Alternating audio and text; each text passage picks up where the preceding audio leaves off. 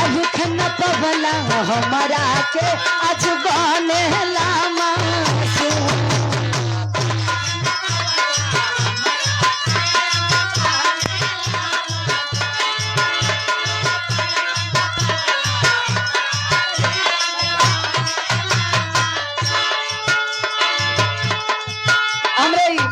भैया के तरफ से आप हजारों हजार रुपया के आशीर्वाद आप आ गईला, मंच के शोभा बढ़ गई। बहुत बहुत कम आशीर्वाद के चाह रही। परख न पवला हमारा के आज बनेला मासूम।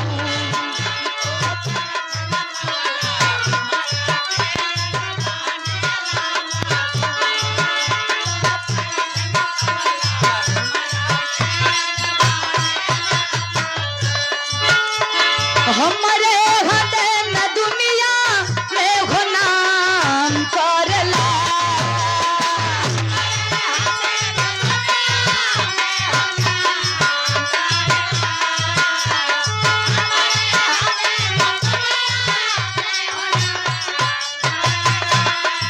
हमारे दीना गार्जियन के तरफ से 100 रुपया के आशीर्वाद और हमारे गौरी शंकर भैया छाना पार प्रतापगढ़ की धरती से 100 रुपया के आशीर्वाद इस गीत को समझते हुए। हमारे घटे न दुनिया में हो नाम करला।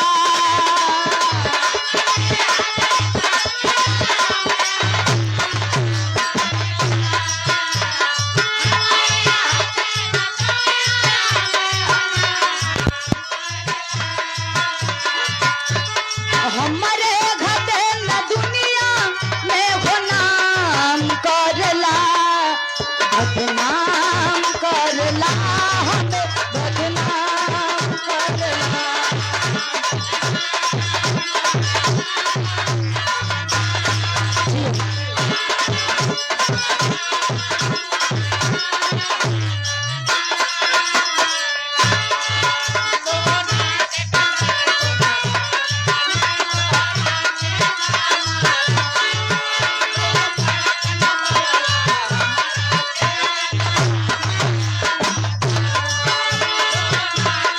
हाय हाय हाय।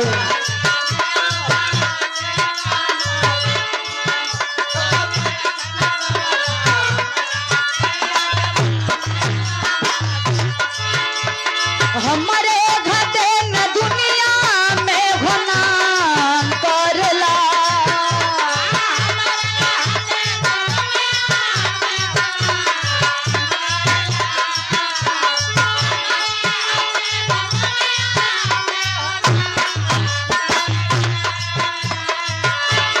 हमारे घटे न दुनिया में हो नाम करला।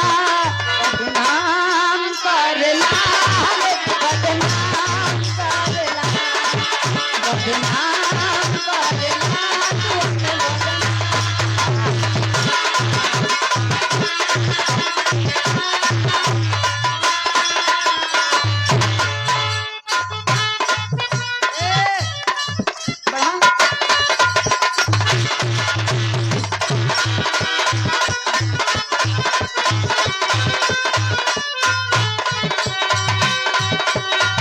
तुमसे प्यार था जिया बेकरार था।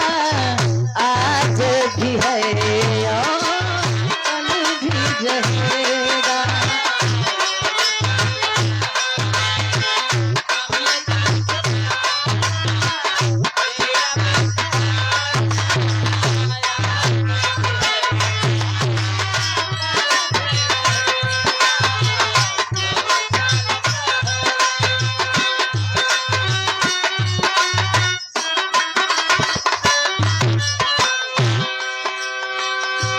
कोनो आशिक अपने मासूका से कहे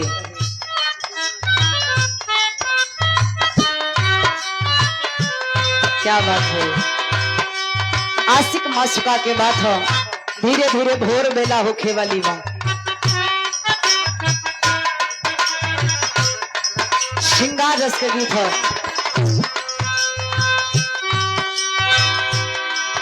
कुछ तू कहा कुछ हम कही कुछ बोला बतियावाना।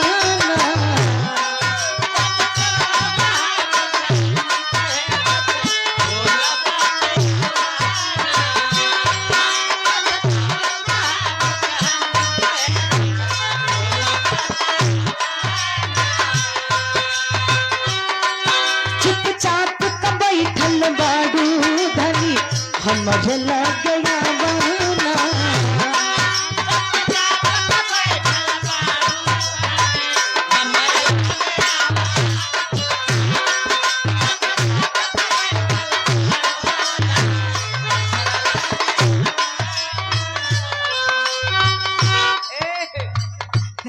अब आर्टिकल चाबी मिली रे हमरे प्रदीप भैया का इनके द्वारे 8-10 आर्टिकल खड़ी है।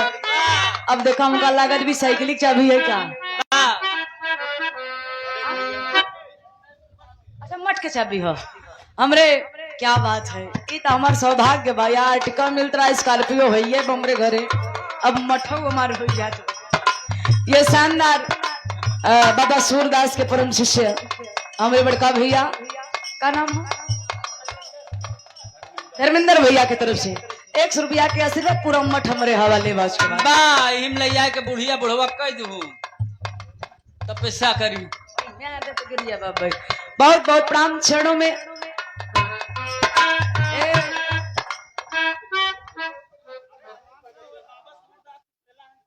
अच्छा सॉरी, हमरे बाबा सूरदास के परम शिष्य त्रिभुवन यादव बड़का भैया के तरफ से 100 रुपया के आशीर्वाद ही मठ के चाबी चरणों में प्रणाम आशीर्वाद के चाह रही।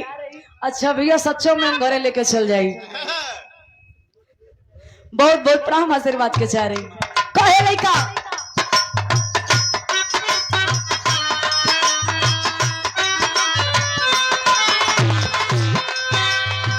तेरे संग प्यार में नहीं तोड़ना,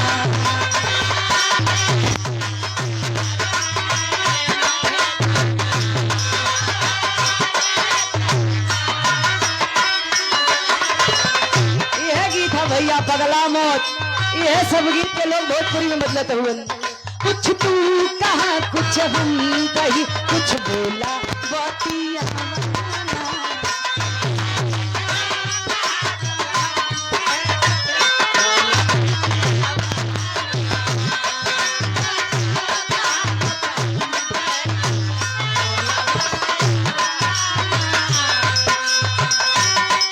चुपचाप तो बैठल बाजू धनी हमरा लग गया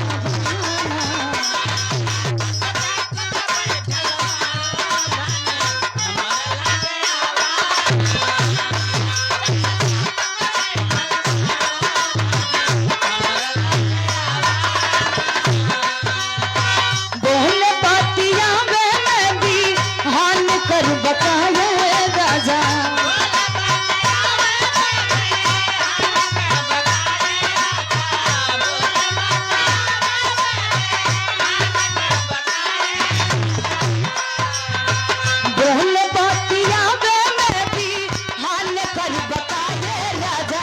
आज वाली रातिया जी यान कर बताए राजा जी।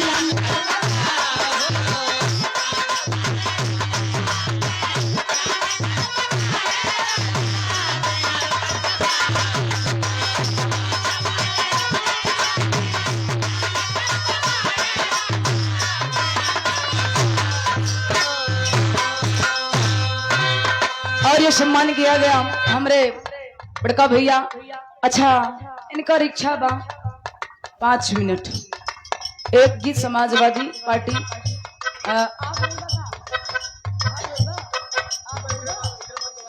तो तनी से विराह के बाद हमरे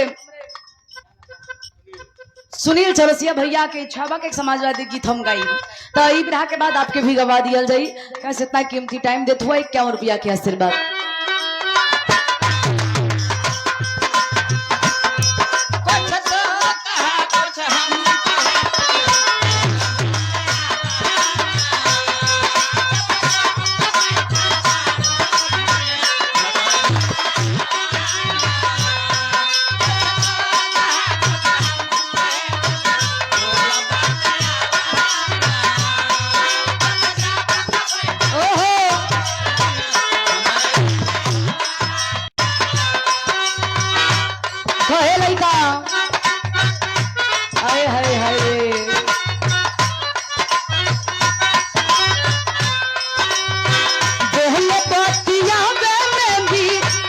कर बता राजा बोले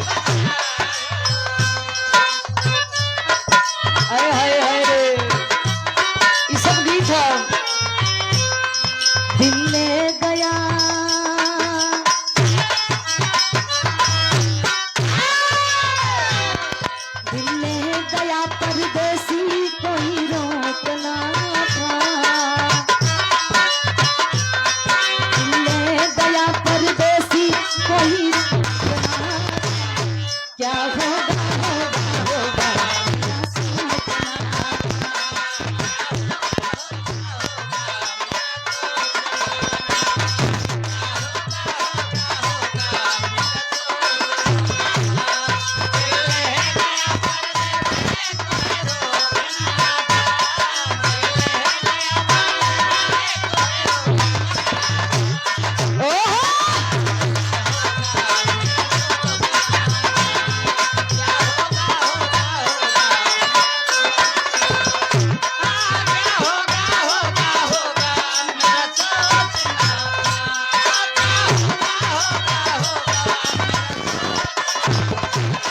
दिल है गया परदेसी कोई रुकना था।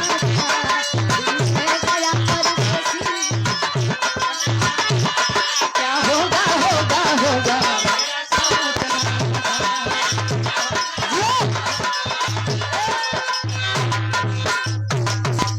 वाह वाह पावर ब्रेक माई जा। ये मेरे गौरी शंकर भैया के तरफ से 100 रुपया के आशीर्वाद प्रतापगढ़ की धरती से वाह एक लाइन इनकर फरमाइश है। नहीं तो हमरे भाई धर्मेंद्र भैया जिन्ना भैया कहीं समय देखला वाह आ?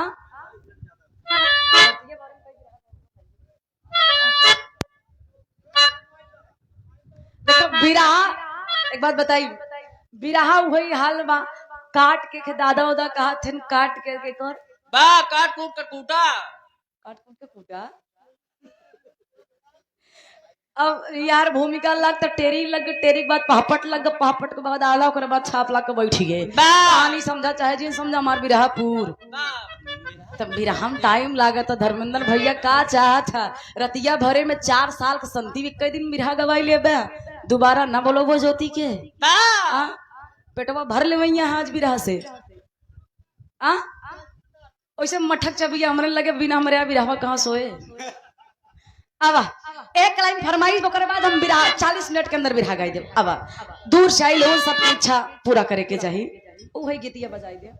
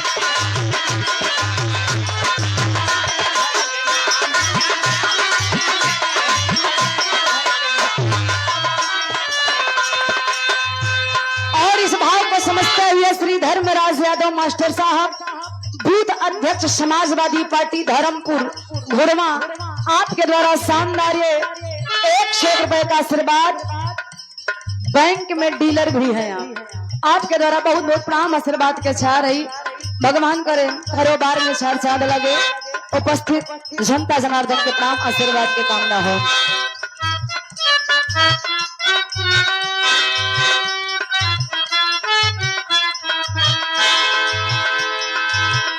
बनम बोल लागे मोरवा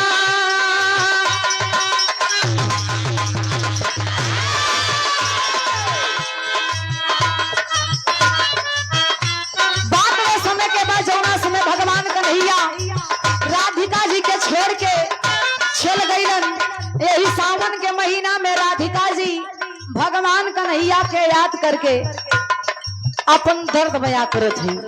कैसे?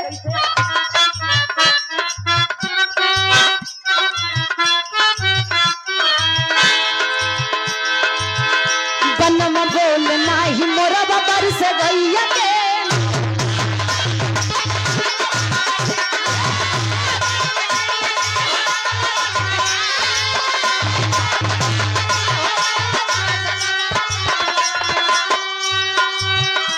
और ये सम्मान किया गया इस कार्यक्रम को सफल बनाने में हमारे दोनों गार्जियन जिन्ना यादव और हमारे धर्मेंद्र गार्जियन के द्वारा शानदार ये कई सौ रुपए का आशीर्वाद सुंदर पुष्पहार चरणों में प्रणाम आशीर्वाद के चाह रही। एक बार हम चाहते हैं आप दोनों गार्जियन मंच पे आ जाए तो ठीक रही।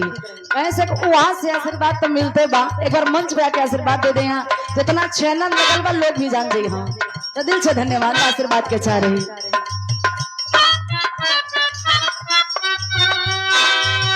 कि बनम बोले नाही मोरवा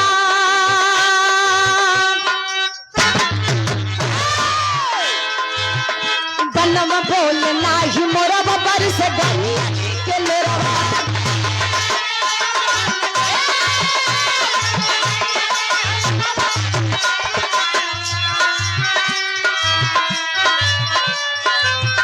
बिना श्याम के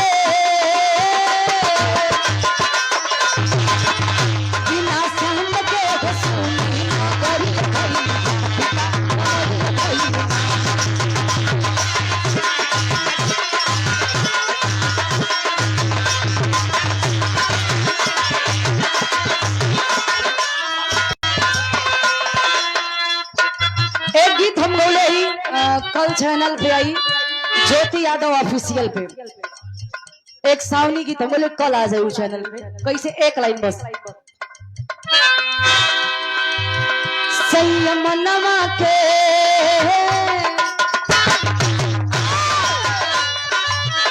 संयम नवा के मन सा पूरा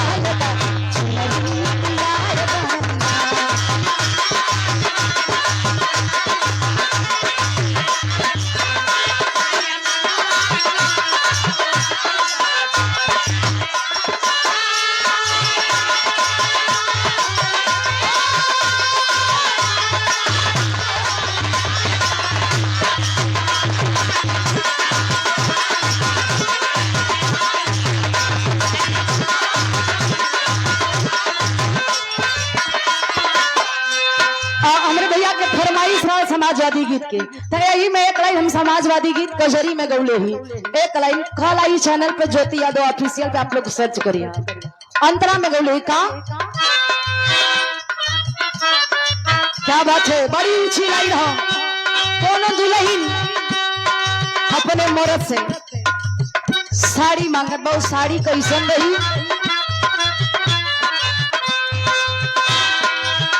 चुनरी सायकिल निशानी अखिलेश भैया दून प्राणी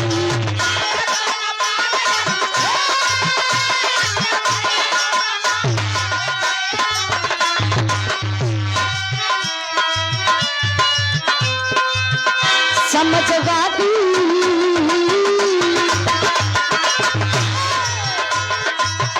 समझवादी खातिर में बनाए चुनरी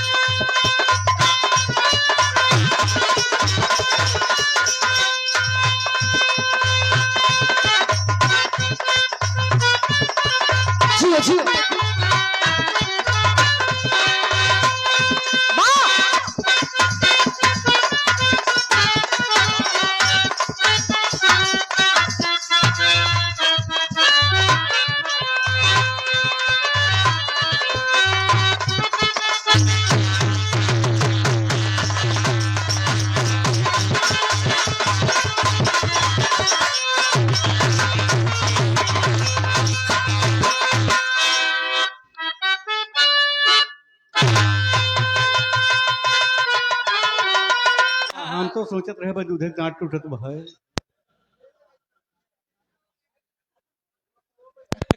ठीक बा, अगर बुरा लागत तो हम भैया कहा यार, हम भैया बनाए। अच्छा, हम चच्चा कहे तो गलत हुईगा। थोड़ी देर खातिर हम गलत मान लेते कि हम चच्चा कह के गलत कह दे। वैसे आजकल चाचा उचा कहे हम सबको बुरा लागत है। कहे से फोन उन जवाब दिया लागत है, भले उम्र उनका 50 साल के वाली हो। हमके ठीक बा, जब भैया में खुश तो भैया ही रहा, राखी बनावे चला यार। तो हमरे चच्चा कह दे तो हमरे प्रदीप भैया के बुरा लग गया। कम से कम भैया ही बना होता। कहते नहीं हमार भौजी लाग गई। अच्छा, आप लोग समझदार हुआ, कबो भाई बहिनी के भौजाई कही भैया का प्रदीप भैया। अब भैया बनो तो भैया ही बन के रहा, और कुछ मत बना। और काफी आप समझदार हुआ, उसे ज्यादा हम बोली तो नहीं। आपके गायकी में तनी सा नाम बा अच्छे कलाकारों में, तो शोभा नहीं दे, बाकी ठीक रहल, कोनो बात नहीं बा। और भी बढ़िया बढ़िया गीत भी गौलन। हाँ, रानी हुनी वाला कहाँ से कहाँ गीत गौलन। ठीक बा, ये अपन अपन बिचारा, हमार क्वालिटी अलग बा। हम अपन गाइला जौन जमावा पब्लिक के अच्छा लगे। कलाकार को कभी जीतना नहीं चाहिए। कलाकार के जीतबा तो कुछ ना पैबा, पब्लिक के जीतबा तो 2-4 प्रोग्राम मिल जाए। हम के जीते या केहू भी कलाकार के जीते के ना चाहिए। तो अपना सम्मान आपके हाथ में है। कोई बात नहीं, बहुत बढ़िया रहल, जोन मिलल ठीक रहल। हम ज्यादा कुछ ना कहा। कोनो गीत बजा दा गुरुजी, लोग बढ़िया से बैठल हुए, यहाँ बिरहा के पारखी हुए, तो कोनो ऐसन बिरहा हो जाए जो सबके दिल और दिमाग में छा जाए। 104 किलोमीटर आइल है तो ओकर आवल भी सफल हो जाए। ये लोगन के समझ में भी आवे कि ज्योति दूर से आयल रहल तो बिरहा कुछ गा के गई। कोनो एक लाइन बढ़िया गीत बजा दा, मौसम के देखते हुए।